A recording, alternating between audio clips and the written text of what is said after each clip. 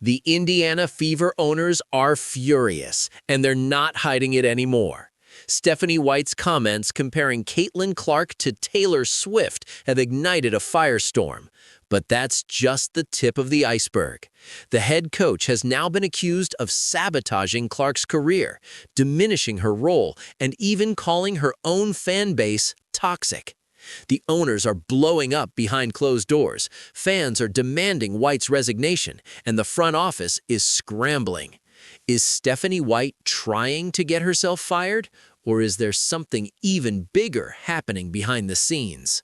I mean, we got 16 players here, I'm pretty sure, so, there's going to be a lot of opportunities, especially for the younger people. I know I'm only 24, but, I wanted to be in every single rep, so I think whether I'm in every single rep or I'm, sitting a rep out, like just being on the sidelines, helping them the best I can. It's not been a direct conversation of like, this is what you can do or can't do. I'm 100% cleared. I'm 100% go. Obviously you saw that at USA. I've been playing pickup as live as I playing live all the time. Eventually skill workouts get a little bit boring, so you just want to play. The Indiana Fever owners didn't just get angry, they got loud. Behind closed doors, tensions have been simmering for months. But recently, something snapped. The front office's frustration with head coach Stephanie White has reached a boiling point, and it's all because of how she's handling Caitlin Clark. Let me take you back to where this all started. Stephanie White sat down for an interview and did something that seemed innocent at first. She compared Caitlin Clark to Taylor Swift. She called her Taylor Swift 2.0, praising her cultural impact and her ability to handle the spotlight. But here's the thing about comparing anyone to Taylor Swift. It's not just a compliment, it's a lightning rod. The Fever owners were reportedly furious, not because they disagree with the comparison, they actually think it's accurate, but because White's comments opened the floodgates for a wave of criticism that has now spiraled completely out of control. Within hours of her comments going viral, Clark's most devoted fans turned on White. They accused her of everything from ruining Clark's shot to intentionally sabotaging her career. One fan wrote, "She was hired to diminish her, first trained her wrong and changed her shot, put her in games when hurt, took her off ball, messed with her head, fire this witch." Another fan declared, "Fire Stephanie White. Caitlin and her millions of fans will not stay at Indiana Fever if this bad coaching, abuse, and hate continues." The owners have been watching this unfold in horror. They've seen ticket sales projections dip. They've seen sponsorship inquiries slow down. They've seen their franchise's carefully cultivated relationship with Clark's massive fan base deteriorate in real time. And they blame Stephanie White. But the Taylor Swift comparison was just the beginning. There's more, much more. The Taylor Swift comparison was bad enough, but what Stephanie White said next made the Fever owners see red. In a separate interview, the Fever head coach addressed something that has been simmering beneath the surface of the WNBA for over a year, the behavior of some Caitlin Clark fans. And she didn't hold back. There is no place for the hate, the vitriol, the language, the narratives that have been spewed upon the WNBA from last season to this season, White said in a candid interview on the Good Follow show. Look, part of being a great league, and our male counterparts have seen this as well. She continued with a bluntness that caught everyone off guard. You can root for your team, you can dislike an opponent, you can dislike whatever it is, be a fan, but don't be a bad human being. Like, be a fan, but don't be a jerk. It's not that hard to not be a jerk. The message was clear. White was calling out the segment of Clark's fan base that has been accused of directing racist, sexist, and hateful comments toward other WNBA players. And Clark's fans? They took it personally. Let me read you what happened next. Within hours of White's comments going viral, social media erupted. Clark's most devoted supporters accused White of attacking them, betraying their loyalty, and siding with the enemy. One fan wrote, "Stephanie White just called us toxic. After everything we've done for this league, after we filled arenas, after we made the Fever relevant, this is how she repays us?" Another posted, "She's not just attacking fans, she's attacking Clark. Every time she opens her mouth, she makes Clark look bad. Fire her immediately." But here's the part of this story that the Fever owners are furious about. White's comments about toxic fans weren't just about Clark's fans. They were about a real problem that has plagued the WNBA. Players receiving death threats, racist messages, and targeted harassment online. Aaliyah Boston, Clark's own teammate, was one of the players targeted. According to ESPN's Holly Rowe, Boston had deleted her X account before the Fever's second regular season game against the Connecticut Sun because she was receiving constant toxic backlash from Clark fans. Alyssa Thomas and Dejani Carrington of the Connecticut Sun also received threats after their playoff series against the Fever. "It's definitely upsetting," Clark said about the issue. "Nobody in our league should be facing any sort of racism, hurtful, disrespectful, hateful comments and threats. Those aren't fans, those are trolls." Clark has been vocal about this issue. She's condemned the hate. She's stood up for her fellow players. But when Stephanie White said the same thing, "Don't be a jerk," she was crucified for it. Even WNBA legend Sue Bird weighed in, defending Clark's fans while acknowledging the problem. "It's not the Fever fans, it's not the Clark fans. It is a large group of people, the faction of that group that is pushing racist agendas and is pushing hate and creating divisiveness online, acting as fans." The nuance was lost in the outrage, and the Fever owners watched in horror as their head coach became public enemy #1 for the very fans who fill their arena. The tension between White and the Fever's most passionate supporters has reached a breaking point, and the owners are reportedly demanding answers. The Fever owners have had enough. Behind closed doors, according to multiple league sources, the franchise's ownership group has been blowing up at the front office. Their frustration isn't about wins and losses. It's about something the Fever have never had before, and might be losing: the fans. Let me explain what's happening behind the scenes. When Caitlin Clark arrived in Indiana, she brought something the Fever had never experienced: millions of new eyes, sold-out arenas, jersey sales that shattered records, a fan base that was fiercely, almost religiously devoted to their superstar.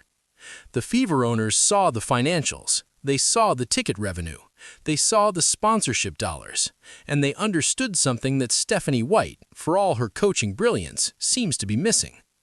Clark's fans are not just fans, they're customers, and customers who feel alienated don't come back. One league source, speaking anonymously, put it bluntly: "The owners are furious. They've watched White call out the fan base, call them toxic, compare Clark to Taylor Swift in a way that invited backlash, and now those fans are threatening to boycott. Ticket renewals are down, merchandise sales are slowing, and the owners want answers." The Taylor Swift comparison, which was supposed to be a compliment, backfired spectacularly. Here's what White actually said when she made the comparison. She's incredibly humble. She understands the big picture. She views her celebrity understanding her celebrity, but she's a Midwest kid, a Midwest person, and she is who she is. She's very much Taylor Swift 2.0. To White, it was praise. To Clark's fans, it was something else. A sign that White doesn't understand her superstar. A sign that she's treating Clark like a product, not a player. A sign that she's more concerned with managing Clark's fame than maximizing her talent. She was hired to diminish her, one fan wrote after the comments went viral. First trained her wrong and changed her shot. Put her in games while hurt. Took her off ball. Messed with her head. Fire this witch. The owners read those comments. They saw the hashtags demanding White's resignation. They watched the fan base split into warring factions, those who defend White and those who want her gone. And they reportedly came to a conclusion: Stephanie White is costing the Fever money. The "don't be a jerk" backlash. The Taylor Swift comments were bad, but what White said next made the situation exponentially worse. After the Fever's season opener against the Chicago Sky, reports emerged that Angel Reese had been subjected to racial slurs and hateful comments from Fever fans during the game. Reese, to her credit, downplayed the incident, calling it just a basketball move, and noting she'd already moved on. But White addressed it, and her words, while reasonable, poured gasoline on the fire. "First of all, we told the team that obviously we're going to cooperate fully with the investigation, but there's no place for that in our league. Whether it's at home, whether it's on the road, it doesn't matter." Then came the line that Clark's fans took personally. "I always say, be a fan, don't be a jerk. Be respectful and be passionate, but it's not that hard to not be a jerk."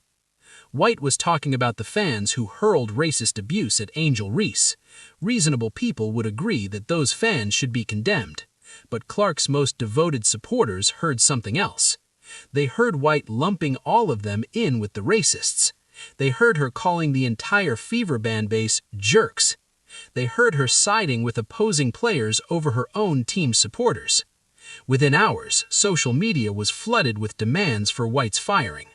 She's not just attacking fans, she's attacking Clark. Every time she opens her mouth, she makes Clark look bad. Fire her immediately.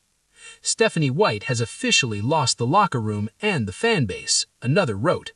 The owners need to step in before this gets worse. But here's the thing about White's comments that the outrage mob ignored. She was right. There is no place for racism in the WNBA. Fans who hurl racial slurs at players should be condemned, and saying "don't be a jerk" is about as mild as condemnation gets. Clark herself has made similar statements.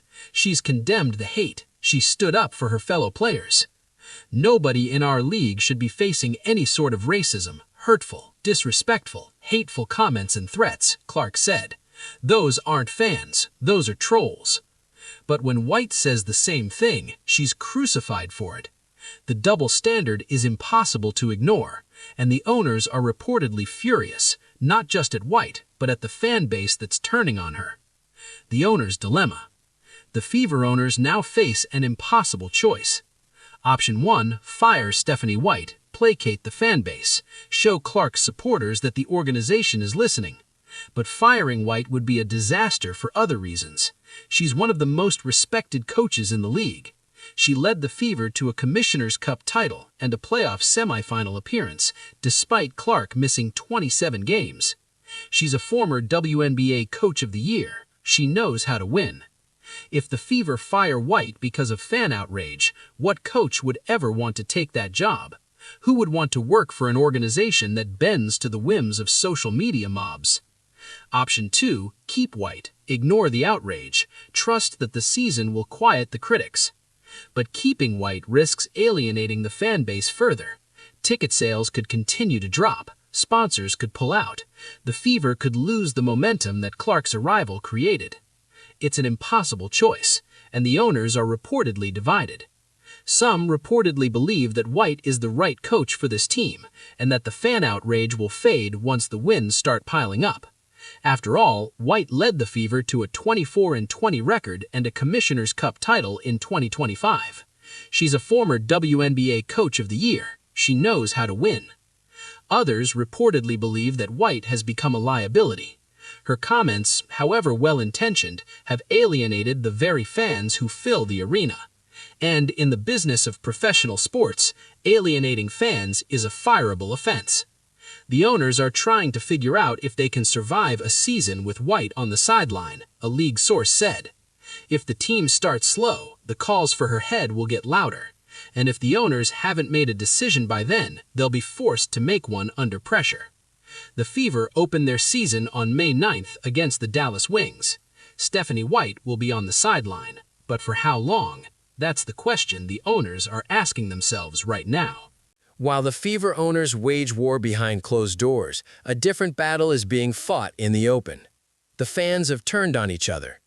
Let me explain what's happening, because the divide in Fever Nation has become a chasm. On one side, you have the Fire White faction. These fans blame Stephanie White for everything: the injuries, the offensive system, the Taylor Swift comments, the toxic fan narrative. They've flooded social media with demands for her resignation, accusing her of sabotaging Caitlin Clark's career and diminishing her role. Steph White on the depth at point guard with Caitlin Clark, Ty Harris, and Raven Johnson, it gives us some versatility. It gives us the ability to allow Kelsey to rest a little bit too.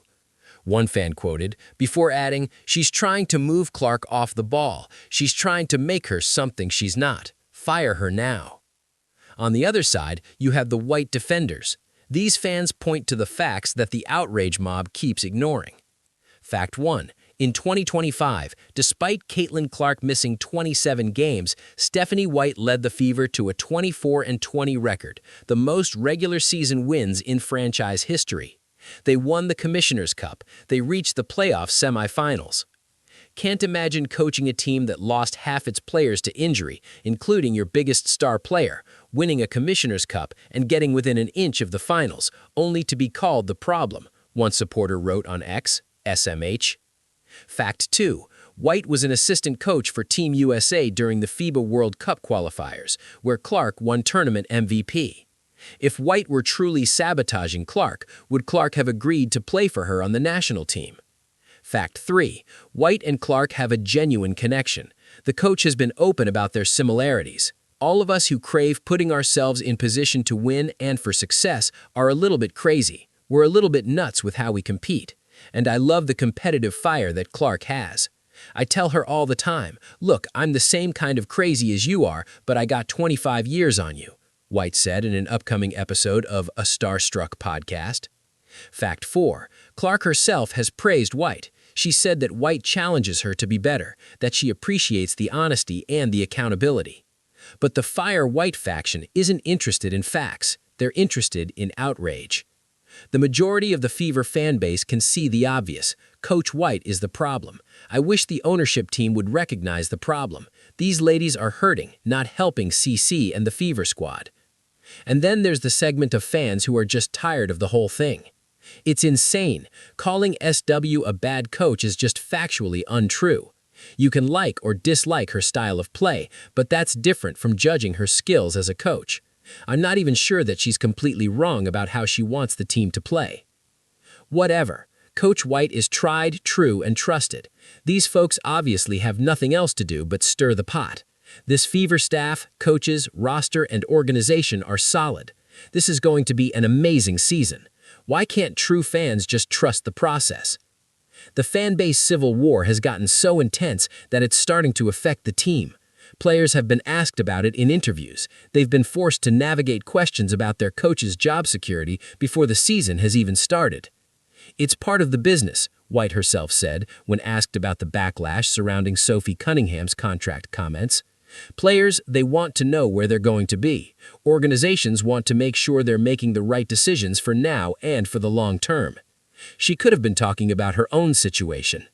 The Fire White faction is loud, but the White defenders might be more numerous. The question is, which group will the owners listen to? The answer to that question will determine the future of the Indiana Fever. So where does this leave us? The Indiana Fever owners are furious. Stephanie White's comments comparing Caitlin Clark to Taylor Swift ignited a firestorm. Her plea for fans to not be a jerk was twisted into an attack on Clark's entire fan base. Now the owners are reportedly demanding answers. The front office is scrambling, fans are divided into warring camps, and the 2026 season hasn't even started yet. But here's the truth that nobody's talking about. Stephanie White isn't the problem. Let me explain. The Fever hired White because she's a winner. In 2025, despite Caitlin Clark missing 27 games, White led the Fever to a 24-20 record, the most regular season wins in franchise history. They won the Commissioner's Cup. They reached the playoff semifinals. The players trust her. The front office believes in her. But the fan base that Clark brought to the Fever is different. They're not traditional WNBA fans. They're not Fever fans who sat through the dark years. They're Clark fans first, Fever fans second. And they have expectations that no coach can meet. They want Clark to take every shot. They want Clark to play every minute. They want Clark to be treated like the superstar she is. And they want anyone who seems to stand in her way to be removed. That's not loyalty. That's a hostage situation. I've never not been a winner in my entire life, so it's not like I forgot how to win or something, White said on the Good Follow podcast. I see certain things, I know what I'm doing, and I'm also listening and learning at the same time. White knows what she's doing. She's a former WNBA Coach of the Year. She's coached championship-caliber teams. She understands that basketball is a team sport, that even the greatest players need help, need rest, need to be challenged. But the Fire White faction doesn't want to hear that. They want validation. They want the organization to admit that White was a mistake. They want her gone. And the owners? They're caught in the middle. The owners are trying to figure out if they can survive a season with White on the sideline, a league source said. If the team starts slow, the calls for her head will get louder. And if the owners haven't made a decision by then, they'll be forced to make one under pressure. The Fever open their season on May 9th against the Dallas Wings. Stephanie White will be on the sideline. And every loss, every bad offensive possession, every moment Clark looks frustrated will be used as evidence that White needs to go. That's the reality of coaching Caitlin Clark. The scrutiny is unlike anything the WNBA has ever seen. The fan base is unlike anything the WNBA has ever seen. And the pressure is unlike anything White has ever experienced. But here's the thing about Stephanie White. She's not backing down. I'm the same kind of crazy as Clark is, but I got 25 years on you. She's been in this league as a player and a coach for over 2 decades. She's seen dynasties rise and fall. She's seen superstars come and go. She's not going to be bullied by social media outrage or unrealistic fan expectations. The owners need to decide if they're going to back their coach or bow to the mob. If they fire White, they'll send a message that the fan base runs the franchise, that any coach who dares to challenge Clark or call out toxic behavior will be shown the door, that the Fever are no longer a basketball team. They're a Caitlin Clark tribute act. If they keep White, they'll have to weather the storm. Ticket sales might dip, social media outrage might intensify, but they'll have a coach who knows how to win, who has the respect of the locker room, and who isn't afraid to tell the truth. The Fever owners have a choice to make, and the entire WNBA is watching.